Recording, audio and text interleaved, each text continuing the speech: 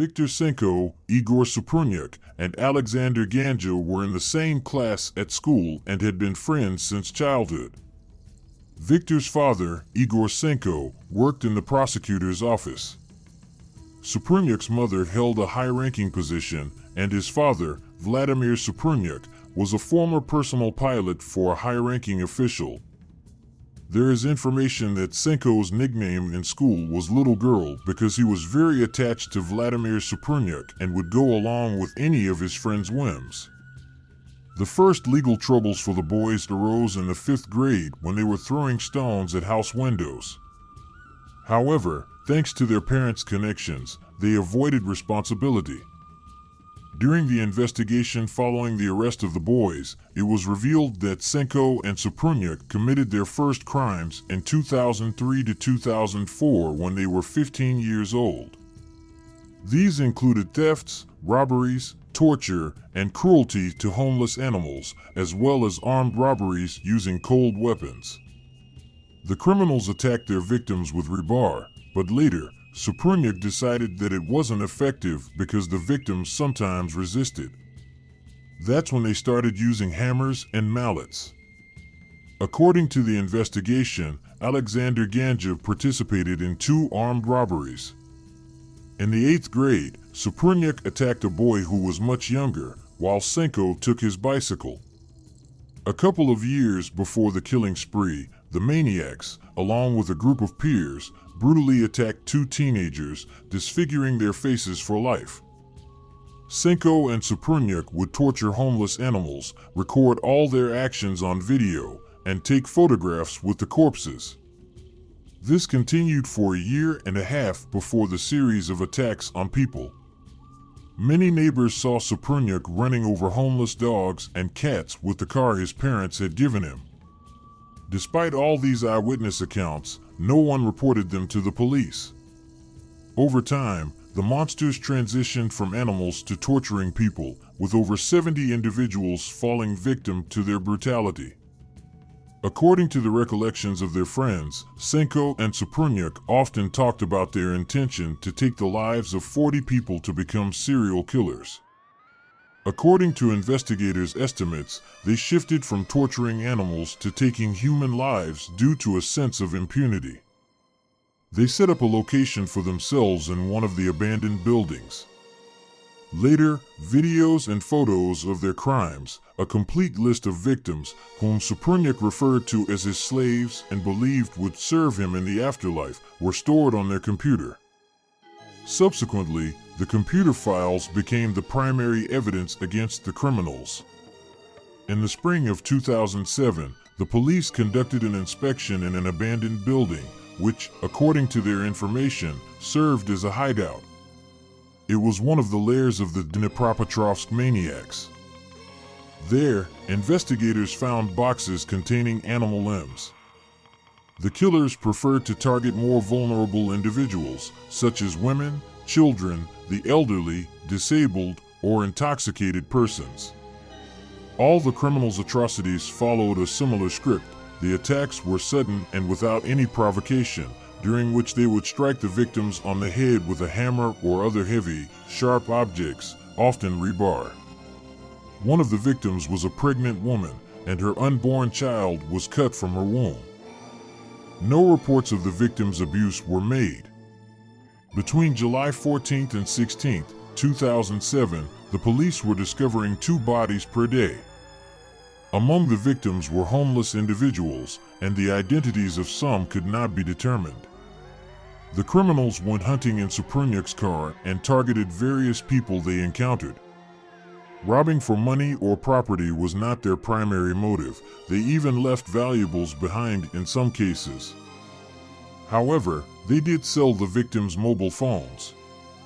They recorded the process of their attacks and torment on their victims using a video camera on a mobile phone. The first killing occurred on June 25, 2007, with Ekaterina Ilchenko and 34-year-old Roman Tatarevich as victims. On July 1, 2007, in Novomoskovsk, 15-year-old Yevgeny Grishchenko and a man named Nikolai Serchik lost their lives. The next two attacks occurred on the night of July 7, 2007. First, the criminals killed 28-year-old shift worker Elena Schramm, and 2 hours later, they targeted Igor, an army demobilization. On the same day, the monsters attacked two 13-year-old teenagers. Vadim Lyakov managed to escape, but his friend Alexander was less fortunate. The next victim was a 48-year-old disabled man named Sergei Yatsenko, who was riding a bicycle. In the video, filmed by Saenko, you can see Suprunyuk wrapping a hammer in a bag and knocking Yatsenko off his bike, then continuing to deliver multiple blows. The video of the tormenting him was posted on the internet from a computer club. Later, this video became widely known on the internet. His body was only found 4 days later. A few days later, on July 14th, 45-year-old Natalia Mamerchuk was riding her moped to the neighboring village of Dyovka. When crossing a wooded area, two men rushed out and knocked her off her moped. They then took her life. Local witnesses attempted to chase them but were unsuccessful. Between June and July 2007, Saenko and Suprunyuk took the lives of 21 people. They later explained the motive behind their crimes as a desire to toughen themselves and become killers, something to remember in their old age. As the number of victims grew in Dnipropetrovsk, rumors of serial killers began to circulate. However, the police initially didn't connect all the cases because the victims were too diverse. The connection between the crimes was not established until the attack on two young men in Podgorodny on July 7th. Witnesses to the crimes emerged when one of the two boys, whose bicycles were taken by the killers, miraculously escaped, Vadim Lyakov. Initially, Vadim Lyakov, the survivor, was under arrest on suspicion of taking his friend's life. He claimed that he was denied access to a lawyer, and the police used force during his interrogation. However, it quickly became clear that he was not responsible for his friend's death, especially as the series of atrocities against people continued. Lyakov cooperated with the investigation in creating composite sketches of the attackers. Two local boys, who were also witnesses to the attack on Natalia Mamerchuk on July 14th, provided detailed descriptions that matched Lyakov's description. An operational group was dispatched urgently from Kiev, led by the senior investigator. Most law enforcement agencies were involved in the search, with over 2,000 officers working on the case. Initially, the investigation was kept secret. No official information about the criminals or warnings was released. However, due to rumors about the attacks, local residents were afraid to leave their homes. Over time, the investigation decided to release limited numbers of composite sketches of the criminals and lists of stolen items to local pawnshops. This eventually led to the stolen items being found in one of the pawnshops. Shortly before the arrest of Suprunyuk and Saenko, in broad daylight and in front of numerous witnesses, they knocked a man off his scooter with a hammer and stole it. A witness saw the maniacs attempting to drown the stolen scooters in a lake and called the police. He also provided a detailed description of the criminals. However, the detectives got on their trail when they tried to sell a stolen mobile phone belonging to one of the victims. On July 23rd, when the phone was activated at a pawnshop, the signal was intercepted by the police. Saenko and Suprunyuk left the pawnshop. Police officers bought the phone, which they had sold. All contacts were erased from it, but videos of the abuse of Sergei Yatsenko and photos of the deceased cats and dogs remained. Saenko and Suprunyuk were identified from the video and apprehended on July 24th. 2007. The criminals also pointed to the third gang member, Ganza, who, in turn, attempted to dispose of the stolen phones by flushing them down the toilet, although investigators later managed to retrieve them. After graduating from school, Ganza worked in temporary jobs, including as a cook and a construction worker. At the time of his arrest, he was unemployed. Saenko enrolled in a metallurgical institute through distance learning and worked as a security guard. Suprunyuk was officially unemployed, but in reality, he worked as a taxi driver using a car gifted to him by his parents. Several months before the start of the murders, Suprunyuk, with the help of Saenko and Ganza, began robbing taxi passengers.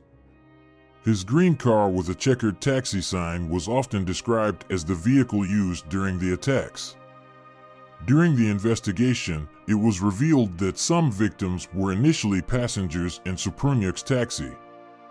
The 3 suspects were charged with 29 attacks in total, 21 of which resulted in loss of life, while 8 victims survived.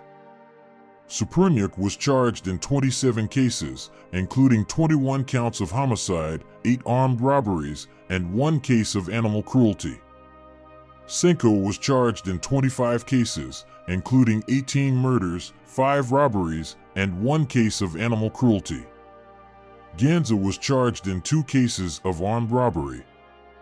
The evidence included bloodstains on the suspects' belongings and video recordings of their attacks. The father of the suspect, Igor Saenko, insisted that the individuals in the videos were not the suspects and that the videos were manipulated. The prosecution sought life sentences for Suprunyuk and Saenko and 15 years for Ganza, while some locals called for the lifting of the moratorium on the death penalty. Immediately after their arrest, a forensic psychiatric examination was conducted, which deemed all 3 suspects sane and aware of the crimes they committed. Suprunyuk remained calm, especially since his father hired an expensive lawyer.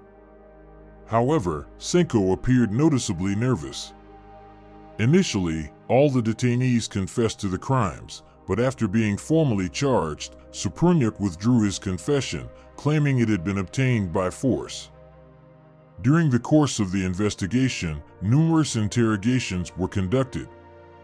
A friend of the trio, Kozlov, who was arrested in another case, provided testimony against them in exchange for favorable conditions and became the main prosecution witness.